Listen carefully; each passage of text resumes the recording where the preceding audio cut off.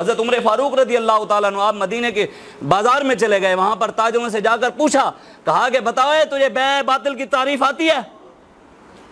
تجارت کا طریقہ پتہ ہے کہ اسلام میں تجارت کا ذریعہ کہ اسلام کا معاشی نظام کیا ہے؟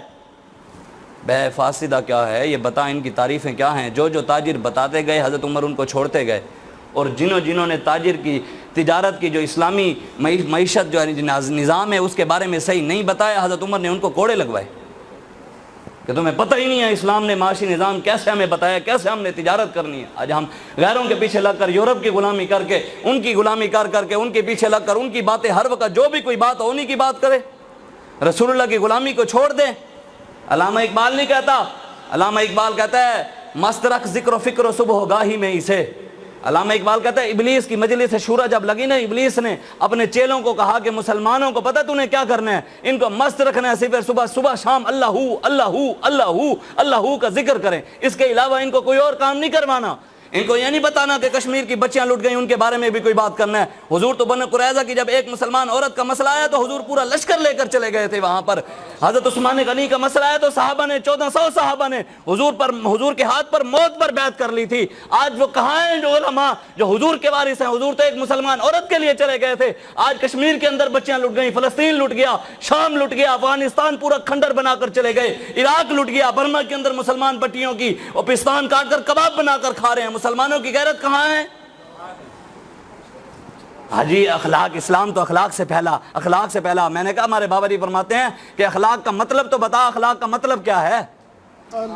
اخلاق کا مطلب یہ ہے کہ کسی کے ساتھ برتاؤ، تمہارا برتاؤ کیسا ہے، ماں کے ساتھ کیسا برتاؤ ہے، باپ کے ساتھ کیسا برتاؤ ہے۔ حضور نے جس کو سمجھا کہ وہ چادر کے مستحق ہیں، حضور نے چادر بچھا کر وہ اخلاق پیش کیا۔ حضور نے جن کے لیے سمجھا وہ تلوار کے مستحق ہیں، حضور نے تلوار اٹھا کر وہ اخلاق پیش کیا۔ حضور کا تلوار اٹھانا بھی اخلاق تھا، حضور کا بدر میں جانا بھی اخلاق تھا، حضور کا احد میں جانا بھی اخلاق تھا، حضور کا یہ فرمان من سب نبیا فاقتلوہ، حضور کا یہ فرمانا بھی اخلاق تھا، حضور کا کعب بن اشرف کو قتل کروانا بھی اخلاق تھا، حضور کا کعبے کے غلاف کے اندر گستاخ کو مروانا بھی اخلاق تھا۔ سب کچھ حضور کی ذات پوری مکمل اخلاق والی ہے، حضور کا ہر ایک عمل اخلاق والا ہے۔ آج ہم وہ بات نہیں جی اسلام تو امن کا درس دیتا ہے، حضور تو رحمت للعالمین تھے۔ اور میں نے کہا حضور کا نام ہے، اللہ تجھے لے جائے مدینہ پاک میں، ریاض الجنہ کے سامنے دیوار کے اوپر حضور کا نام لکھا ہوا ہے، اللہ آپ سب کو لے جائے، آپ وہاں پر جا کر پڑھیے گا۔ پہلے تو لکھا ہوا تھا، ان کا بھی تو کوئی پتہ نہیں، جنہوں نے مسجد نبوی سے اب قرآن بھی ہٹا دیا ہے، کرونا کی بیماری آ گئی ہے بھی اب قرآن کے اندر یہ تو کوئی پتہ نہیں ہے، نہ انگریز تو سازشی، یہ تو حضور کے دور میں یہودی سازشی تھے۔ آج مسلمان ان کی سازشوں کو پہچاننے کے لیے بھی تیار نہیں ہے، ان کی سازش کو سمجھنے کے لیے بھی تیار نہیں ہے۔ یہ تو حضور کے دور میں بھی، خود حضور کے دور میں حضور کی ذات کے ساتھ نعوذ باللہ سازشیں کرتے تھے۔ یہودی صبح آ کر کلمہ پڑھ لیتے تھے، نعوذ باللہ شام کو کافر ہو کر واپس چلے جاتے، لوگوں کے ذہن سازی کرتے بھی نعوذ باللہ کوئی نہ کوئی اسلام میں انہوں نے غلط چیز دیکھی ہوتی کہ صبح مسلمان ہوئے شام کو کافر ہو گئے، کوئی نہ کوئی چیز تو انہوں نے غلط دیکھی ہوگی نعوذ باللہ حضور کے یا صحابہ کے بعد، اس لیے یہ کافر ہو گئے۔ کوئی نہ لوگوں کے اندر سازشیں یہ اس وقت سے کرتے ہیں۔ آج ہم یہودیوں کے ساتھ کھڑے ہو گئے، اللہ نے فرمایا یا ایھا الذین آمنوا لا تتخذوا اليهود والنصارى اولیاء بعضهم اولیاء بعض، یہودی اور نصرانی تمہارے کبھی اور دوست نہیں ہو ہی نہیں سکتے، کبھی بھی یہودی نصرانی تمہارے دوست نہیں، حتی تتبع ملتهم، اس وقت تک تمہارے دوست نہیں ہو سکتے یہاں تک کہ تم خود ان کی ملت اختیار کر لو، یہودی بن جاؤ پھر وہ خوش ہوں گے، اس کے علاوہ خوش نہیں ہوتے۔ ہاں یہ آپ یاد رکھیے گا، قیامت تک یہ حضور کا معجزہ ہے، قیامت تک یہ معجزہ رہے گا۔ کون سا معجزہ؟ کہ قیامت تک حضور کی غیرت رکھنے والا، حضور کے جذبات رکھنے والا ہر دور میں اللہ تعالیٰ محمد عربی کا غلام بھیجے گا۔ قیامت تک ہر دور میں اللہ تعالیٰ ایک نہ ایک غلام محمد عربی کا بھیجتا رہے گا۔ کبھی ہم نے دیکھا تو وہ سید حسرت علی موہانی کی نظر میں آیا، کبھی وہ علامہ فضل خیر آبادی بن کر آیا، کبھی وہ سید دیدار علی شاہ صاحب بن کر آیا، کبھی اعلیٰ حضرت بریلوی، کبھی امام ربانی مجدد الفسانی، کبھی غازی ممتاز حسین قادری، کبھی عبدالستار خان نیازی، کبھی شاہ احمد نورانی، اور اس دور میں امیر المجاہدین علامہ خادم حسین رضوی۔ یہ اللہ تعالیٰ نے ہمیں دکھایا ہر دور میں ہے۔ اور یہ بھی بات یاد رکھیے گا، وہ جو اسلام کا ماننے والا ہوگا نا، حق کو سمجھنا ہو تو اس کو دیکھ کر سمجھنا، حق کو سمجھنا ہو تو اس کو دیکھنا۔ خادم حسین رضوی صاحب کو دیکھ کر حق سمجھ نہیں آتی کہ واقعی حق والے ہیں، ان کو چہرے کو دیکھ کر بھی پتہ لگ جاتا ہے یہ محمد عربی کا غلام ہے۔ حقیقت بات ہے. میں تو 9 سال خود بھیرے میں پڑھتا رہا ہوں اور 2 سال مفتی کا کورس کیا ہے میں نے.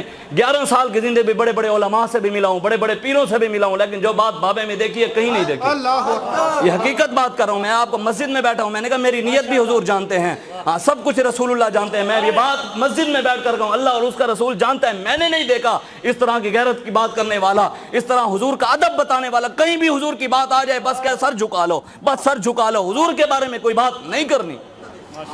یہ تو ہمیں انہوں نے بتایا. اور وہ کسی واشنگٹن, یہ تو مدرسوں کے اوپر پابندیاں لگا رہے ہیں نا کہ مدرسے یہ اب بل پاس ہو گئے, مدرسے باجی رجسٹر ہوں گے, اب فلاں ہوگا جی فلاں ہوگا. خادم حسین رضوی صاحب جا کر کسی مدرسے میں واشنگٹن یونیورسٹی سے جا کر بزدلی کی سند نہیں لے کر آئے, نہ ہی کیمبرج یونیورسٹی میں گئے ہیں وہاں پر جا کر انہوں نے کوئی بزدلی کے سبق لیے ہیں, وہاں پہ کوئی انہوں نے وہاں پر تعلیم حاصل کیا نہیں. وہ وہی مسجد میں مدرسے میں بیٹھ کر وہیں ٹاٹ کے اوپر جہاں بزرگوں نے ہمارے تعلیم دی وہیں پر بیٹھ کر پڑھا. جو سبق اللہ تبارک و تعالیٰ نے اپنے حبیب کو اقرأ بسم ربک الذی خلق پڑھایا وہی خادم حسین رضوی نے پڑھا.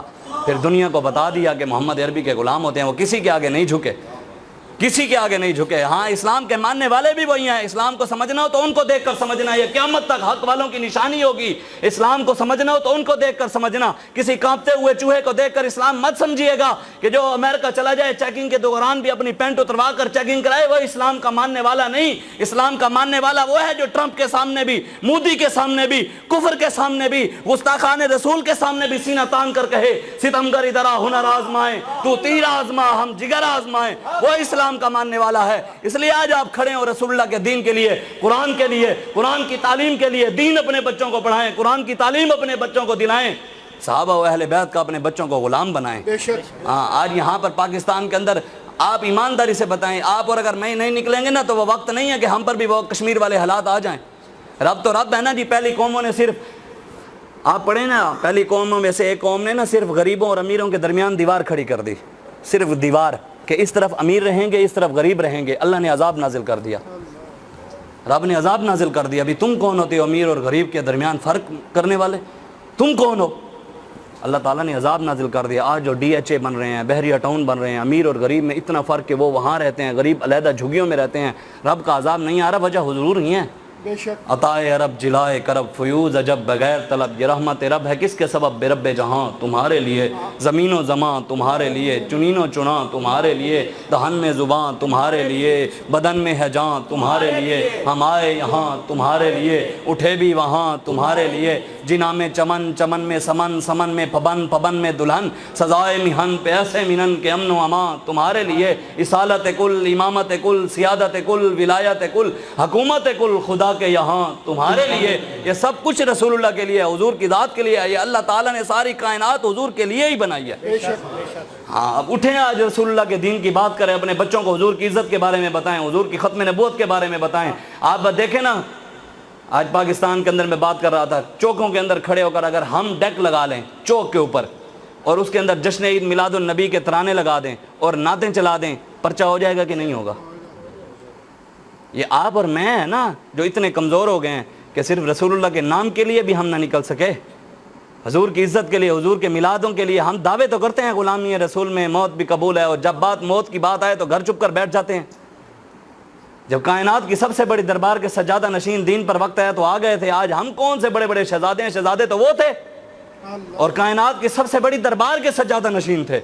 خود رسول اللہ کی دربار کے بیٹھ کر امام حسین نذرانے نہیں لے سکتے تھے, پیسہ دنیا نہ دیتی ان کو, لیکن جب دین پر وقت ہے تو رسول اللہ کی عزت کی بات تو ورا حضور کے دین پر پیرا دیا, اپنا سر نیزے پر چڑھوا دیا. آج ہم نے قرآن کو پس پوچھ ڈال دیا. امام حسین کا سر تو نیزے پر تھا, قرآن کی تلاوت نہیں رکی. آج ہم نے قرآن کو چھپا کے رکھ دیا. آج ہمارے گھروں کے اندر اب جو دینی کتابیں ہیں اور قرآن کی تفسیر ہے لوگ ظاہری طور پر بھی نہیں رکھتے, سامنے نہیں رکھتے. بھی لوگ آئیں گے وہ کہیں گے بھی یہ تو مولوی ہے. قرآن کو بھی لوگ اب چھپا کر رکھتے ہیں کہ بھی لوگ یہ نہ کہیں یہ تو بھی مذہبی طبیعت کا مالک ہے. اپنے گھروں کے اندر لائبریری ہمارے بزرگ بناتے تھے, ایک کمرے کے, ہر کمرے کے اندر لائبریری ہوتی جہاں قرآن کی تفسیریں بھی پڑھی ہوتی ہیں, حدیث کی کتابیں بھی پڑھی ہوتی ہیں. لوگ آتے ہیں ان کو پتہ لگتا ہے یہ محمد عربی کا غلام ہے. ہم چوک کے اندر بتائیں, ہم اگر لگا رہے ہیں ہمارے اوپر پرچے, اور یہ 10 دن پہلی محرم سے لے کے 10 محرم تک نوحے چلاتے رہے, وہاں ان نوحوں کے اندر اللہ کی بھی گستاخیاں ہوتی رہیں, رسول اللہ کی بھی گستاخیاں ہوتی رہیں, ہاں جی وہاں پر صحابہ کی بھی گستاخیاں ہوتی رہیں, ان کو کوئی پوچھنے والا نہیں. حضرت ابوبکر صدیق کی شان میں گستاخی کر دی تو اس کو باہر بھگا دیا، اور جس نے سیدنا صدیق اکبر کی شان کی حفاظت کی، عاصم رضوی صاحب، اور جہلم کے اندر ان کے اوپر پرچہ ہو گیا۔ یہ عجیب قانون پاکستان کے اندر چل رہا ہے، یہاں پر عجیب نظام چل رہا ہے، یہاں پر جو حضور کی بات کرنے والا، حضور کے نظام کی بات کرنے والا، اس کو جی ہم جلسہ ہی نہیں کرنے دیں گے۔